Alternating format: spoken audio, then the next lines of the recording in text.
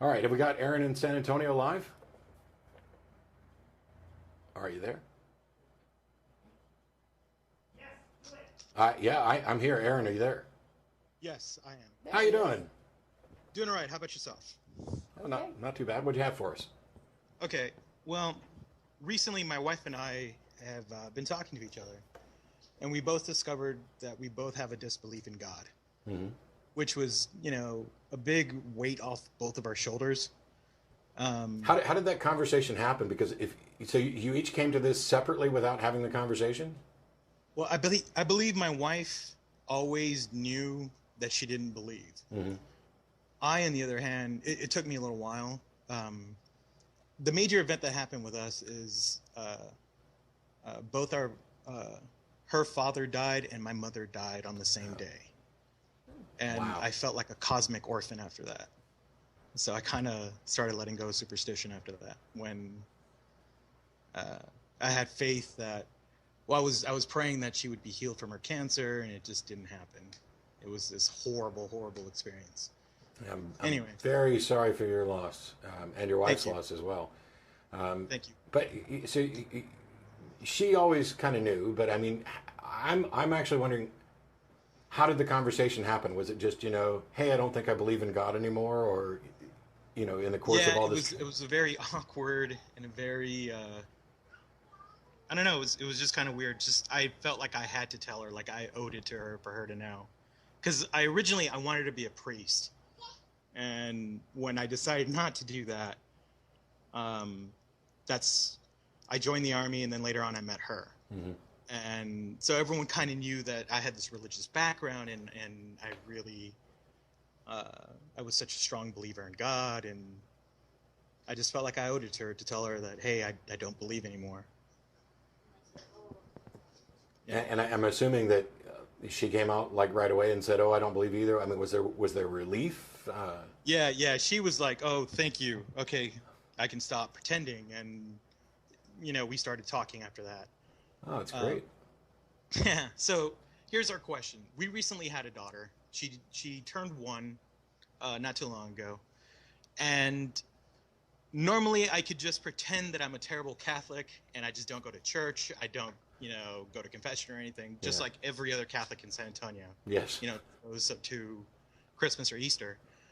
But both of our families are now expecting a baptism. And the thing is, on one side, I could get my daughter baptized and I could take her to get her sacraments done and, just fake the funk, but I would be lying to Yeah. myself, and then I would be exposing her to these terrible ideas, giving her these fears. She's gonna be waking up with nightmares about hell and the devil and demons, just like I did. I'm not Or sure. Wait, I'm not sure I understand. You're saying that, like, what all is involved in what would be required of you at 1 year old? no, no, no. Okay, so as a Hispanic and as a Catholic, I'm expected to take my daughter to the church and have her baptized. Right. And then she's going to be expected to go to confirmation, and Doesn't confirmation happen like when you're a teenager? it sometimes it happens earlier. Okay. So she'd go back to church when she's like 13 or something. Right. Okay. But throughout all that time, our family's going to be, oh, hey, can we take her to church with us? Can we do this? Can we do that? Can we take her to VBS? Can we? Yeah. There's a whole culture involved in indoctrinating a child into the church. Yeah. And so my question is it just better to tell them right off the bat, hey, we don't believe anymore, and we're going to raise her this way, let her come up with any idea she has of a God by herself? Because so the issue is this. I know it sounds immediately the easiest thing to say is, yeah, of course, tell them. However, Oh, I don't think that sounds Yeah, easy. I don't think it sounds easy either. I'm like got my list of questions already being formulated right now as you're talking. Yeah, and Yeah. I'm not sure. I'm going to go ahead and let Tracy start addressing this as well, but I'm not sure there is an easy answer or even a right answer, because everybody's family situation is different. It depends on, you know, how much are you willing to risk? Now, I'm already out, so and I wasn't Catholic, so if I couldn't really be in this position. But because I'm already out, it wouldn't be an issue. It'd be just like, nope, we're not gonna baptize. We're not gonna take them to church. And if family members want to take our children to church, there's going to be some limits and some clarity, because one of the things is I am a big fan of teaching kids about all religions and giving them a bunch of information so they can ultimately make up their own mind rather than just indoctrinating them into one. On the other hand, I'm also not a fan of taking impressionable children and filling their heads with ideas that are encouraged by a culture surrounding them, where everybody else believes, where the adults are convinced that this is real, because I'm not convinced that this is harmless. Now, granted, I was indoctrinated and I was a fundamentalist Christian for more than 25 years. I made it out okay, and I couldn't do what I do now had I not spent so much time as a believer. So I'm not angry about my past at all. On the other hand, I don't think everybody needs to go through that, because I don't think we need everybody to have the same tool set. I'd like for people to be able to evaluate the evidence, come to their own conclusions without any pressure. Sure. So I think one of the things for me that I'm reluctant to give advice to other people about their family and about their kids. I don't think it would be the end of the world, or even necessarily a bad thing, to go along with a baptism while you sort out the details of how exactly you're going to address this, because it's fairly new to you and your wife. You've got, a 1-year-old daughter. This is something that you don't have to do all in one swoop. Like, nope, we're not baptizing her. We don't believe your religion's crap. We're going our own way, and we're going to raise our daughter without superstition. It might be better to ease towards this by saying, the baptism's not going to affect your kid at 1 year old, probably. I don't know too many people who can remember what happened when they were 1. Right. So that's mostly about the family, in much the same way that I'm happy to go to a church for a funeral, because that's not about the religion. That's about going to the event for the people who are still alive.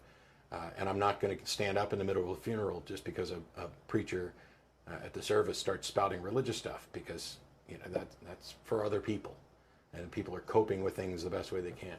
I don't know. You had a bunch of questions you wanted to ask. Well, one question was, you asked, would it be best? And so I'm wondering, what do you mean by that? Okay, so if I don't get her baptized, and well, first off, I understand Matt's point, and I will definitely consider that. Well, all your points. But the other side is, if I was to say, we're not going to baptize her, and I was to come out to our families, mm-hmm. and my wife was to come out to her family, and to my family as well, mm-hmm. Then we're going to be facing years of them trying to have our conversations with us, trying to reconvince us that we went astray and we're going to go to hell, and they're going to find any opportunity. I guess my fear is that they're going to try to find any opportunity to talk to my daughter, telling her. And it's possible. Right. It's possible that they will. Yeah, in fact, a lot of people do. But when you're saying best, what's your metric? Like, what would be your measurement for best?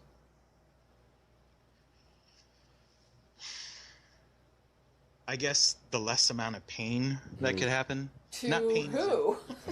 I mean, there's going to be unhappy people in any scenario, but the question, I guess, is what are the important priorities for you? Like, when you're saying, what should I do? The question is, what are you prioritizing? And one of the reasons that I think this is important to figure out, what are your goals? What are you looking for? What are you okay with? Because for me, if I were to have a kid, I know that there are relatives who are going to try to take that kid to church, to teach them about Jesus, to buy them little, children's Bibles and all kinds of other stuff. And I'm the type of person, because I'm already out, because they already know, and this is what's motivating this, where and this is going to sound bad, but you have all the leverage. You have every bit of leverage. You can say, look, we're not saying you shouldn't go to church or you shouldn't believe. We're not trying to tell you how to live your life. We're telling you what we believe and how we're going to raise our daughter. And there are limits. And if you want to spend time with your grandchild, you're going to have to respect the fact that this is the way that we're doing it, whether you agree with it or not. Because if you set out to try to undermine it, all you're going to be doing is putting trouble in the relationship between us and risking the amount of time that you're allowed to spend with your grandchild.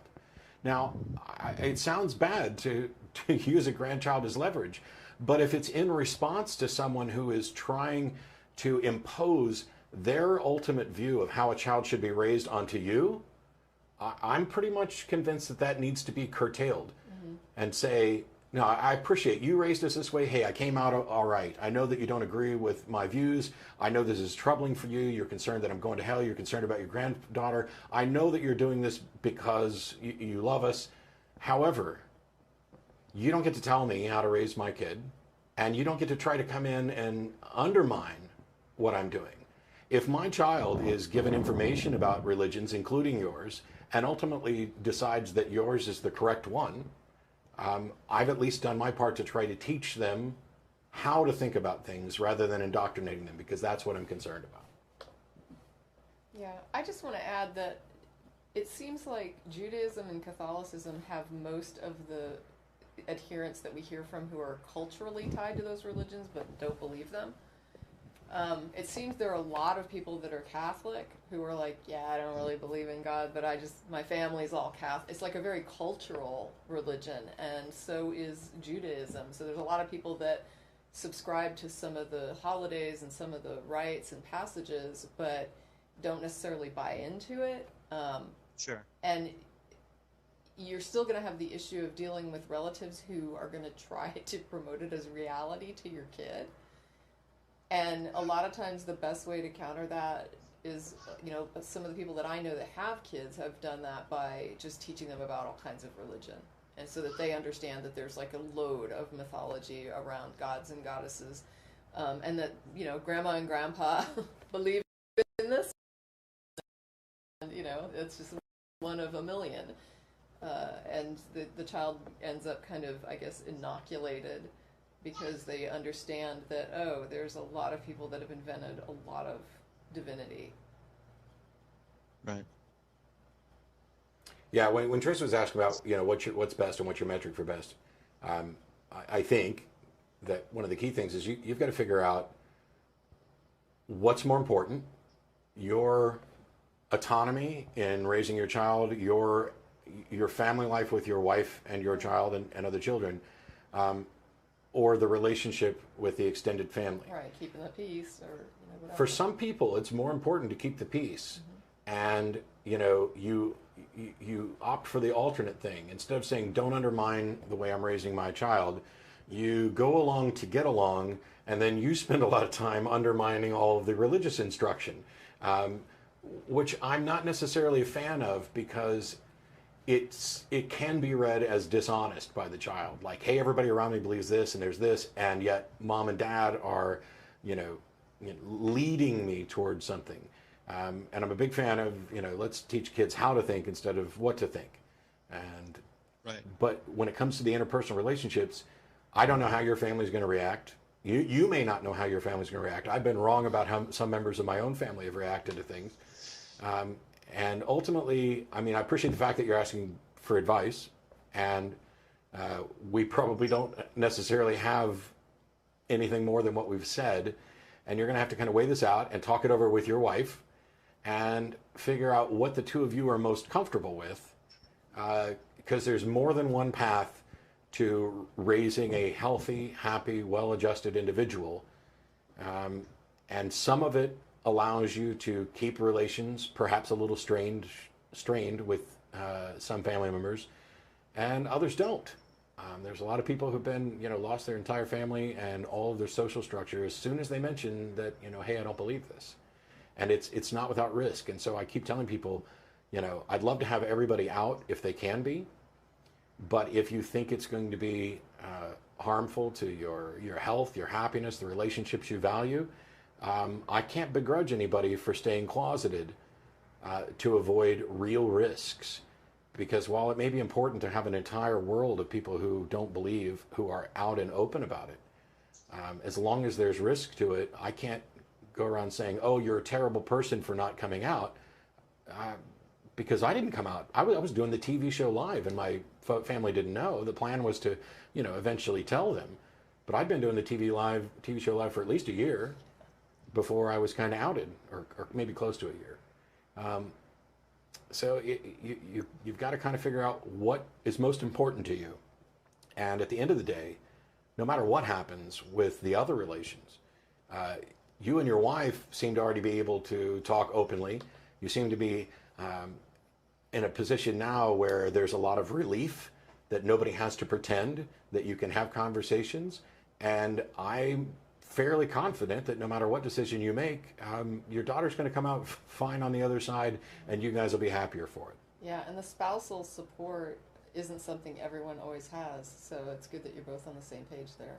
Yeah, it could have very well turned out that when you came out, she flipped, and instead of this call about how to deal with, grandparents and other relatives, you're saying, oh, well, now my wife and we're going through a lot, we're in counseling, we may or may not be getting a divorce. How do we handle the custody? Who gets to decide whether this children is raised, in a parochial school? Yeah. Or, so I know that there's a lot of trouble on the horizon, but for now it looks like that you're taking the right steps, and you just got to figure out what you're comfortable with and go with it. Thank you. May I ask both of your opinions on one more thing?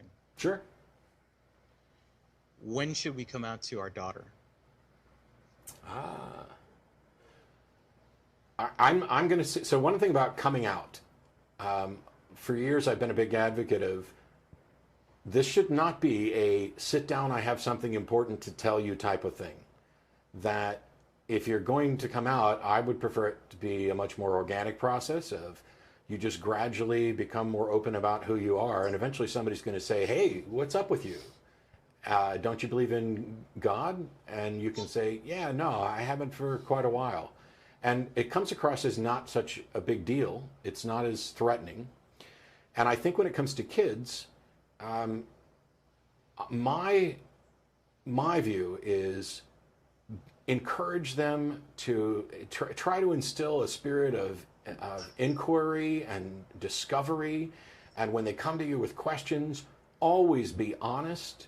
If they ask where babies come from, you don't have to necessarily get crude about it right off the bat, but you can have an honest discussion. And more important than that, when they ask you a question, even if you do know, it might be better to say, I don't know. How can we find out? What steps could we take to figure out what the answer is to this question? And I don't have kids, and I'm not a trained psychologist or child therapist or anything.